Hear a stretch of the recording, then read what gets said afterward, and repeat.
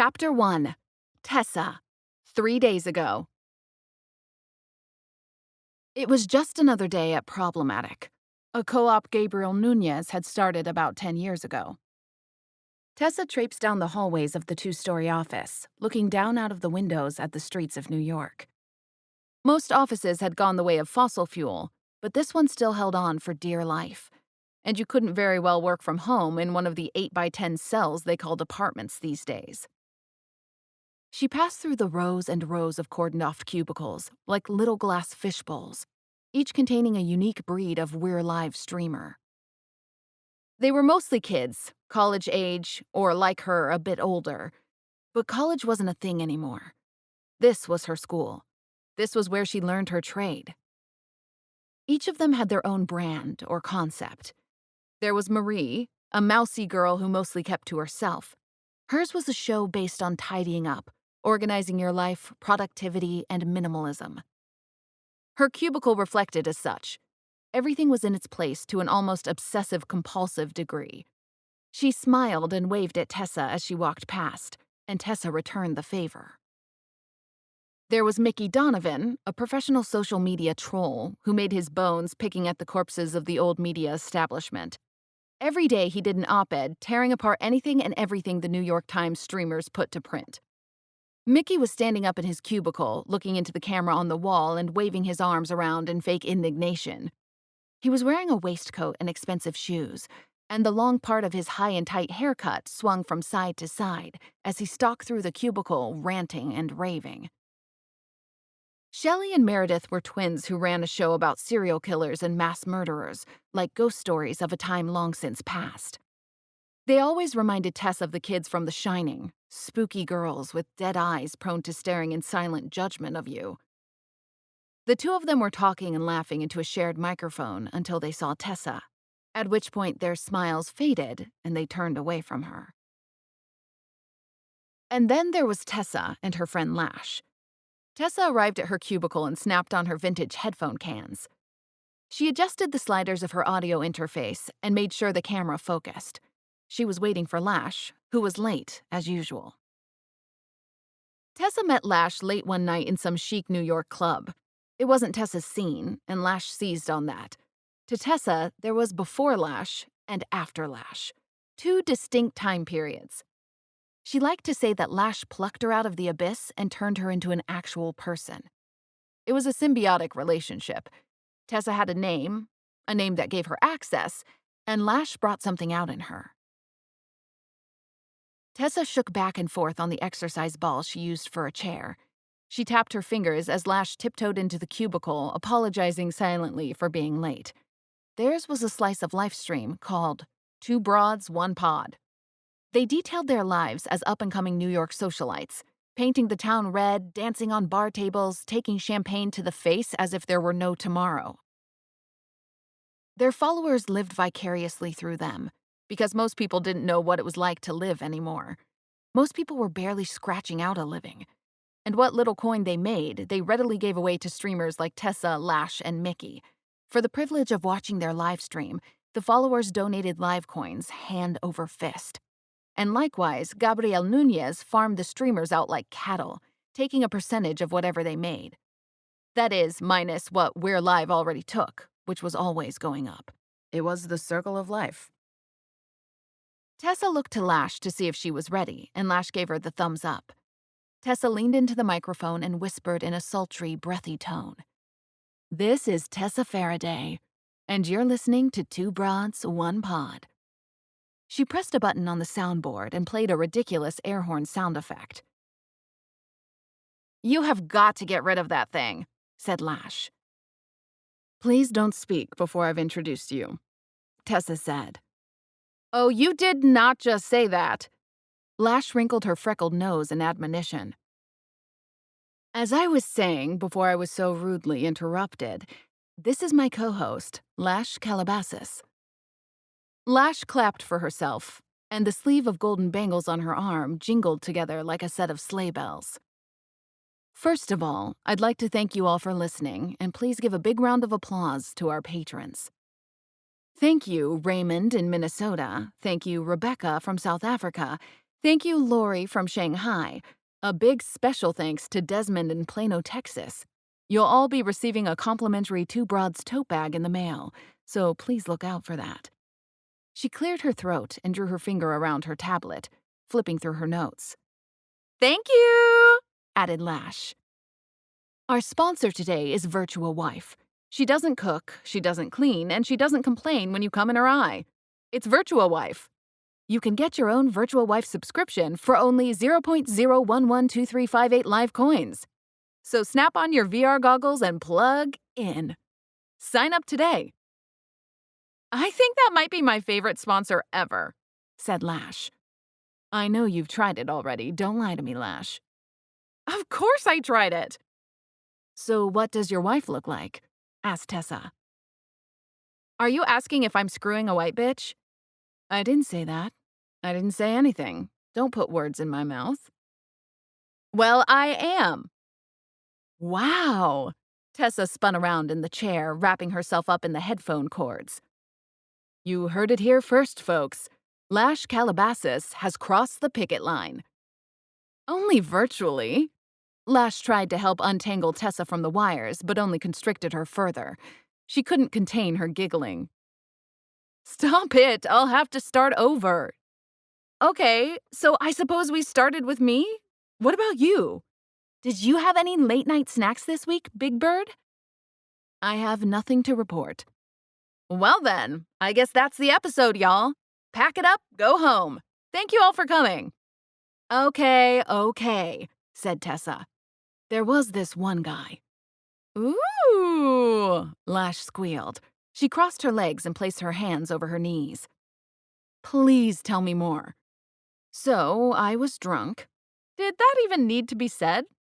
So, I was drunk at this bar in Brooklyn, and I met this guy. And we got to talking. And so one thing led to another, and, you know. No, I don't know, said Lash. We went up to his hotel room and we talked some more, and then the clothes came off and... And? Lash leaned forward, gleaming with anticipation. And... nothing. Tessa threw her hands into the air. Nothing? He had, shall we say, failure to launch. Oh my God, I hate it when that happens. Don't worry, I billed him for my time. It's not technically prostitution if you don't engage in sexual acts. Tessa hit the air horn sound effect again. You're so full of shit. You're probably carrying that guy's demon seed as we speak. Anyway, I really have to pee. Lash got up from her seat. Are you serious? It hasn't even been 5 minutes yet. Tessa looked down at her watch. Lash transformed her face into the biggest sourpuss Tessa had ever seen. I guess we'll be right back, said Tessa. She pressed stop on the recording console, pulled the large cans off her head, and straightened the locks of her long blonde hair. Lash walked around the floor-to-ceiling glass cubicle, holding her hands on her hips. I don't really need to pee, she said. I just wanted to talk to you about something. Oh? I heard a rumor that you're looking to branch out. This is hard, said Tessa. You weren't supposed to hear about that until we finished the deal. Fuck me, it's real? It's just I've been feeling different lately about this entire thing. What are you talking about? You're breaking up the band? We have 40 million subscribers, Tess. This is a meal ticket. You're gonna throw that all away? Throw me under the bus? Relax, I'm not breaking up the band. I just want to start my own thing on the side. Something more, I don't know, substantial. Tessa, you're really breaking my heart right now. Lash turned to look out the glass at the coworkers passing by. I know, but something... I can't explain it. I just want to try something different. We'll still do Two Broads, just... I want to have my own thing.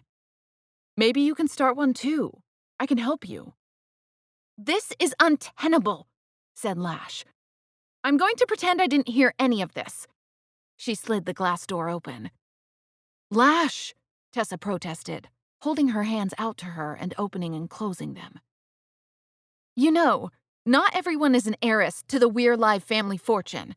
This is all I have. And let me tell you something. I know your dad swings a lot of clout around here, but if you try to break up the pod, just recognize that I will fight you tooth and nail. To my very last breath, you will not take this thing from me, said Lash, waving her finger through the air. Random coworkers passing through the hallway began to eavesdrop. Whenever Lash raised her voice, it was as if the entire world had to stop and listen. Lash, it doesn't have to be like this, Tessa cried, and Lash slammed the sliding glass door shut behind her. Tessa started to chase her down the hallway until one of the other streamers, Mickey Donovan, stopped her. Well, if it isn't the little princess herself. Trouble in paradise? Princess? Please. It takes one to know one. Tessa tried to get around him. Mickey spread out his arms and blocked her like he was defending a hockey goal. He was a small kid, at least compared to Tessa, but somehow he took up a lot of space. And anyway, I had to earn this crown. Some of us weren't born with a silver spoon in our mouths. Get out of my way. I'm in no mood. She pushed past him. I heard you had a little interview scheduled, said Mickey, following her down the hall. Something to do with Materia's initial coin offering? Are you trying to step on my territory, Tessa? Keep your voice down, whispered Tessa, turning around on a swivel. Sorry, Princess, but some of us are trying to do serious investigative reporting here, he said.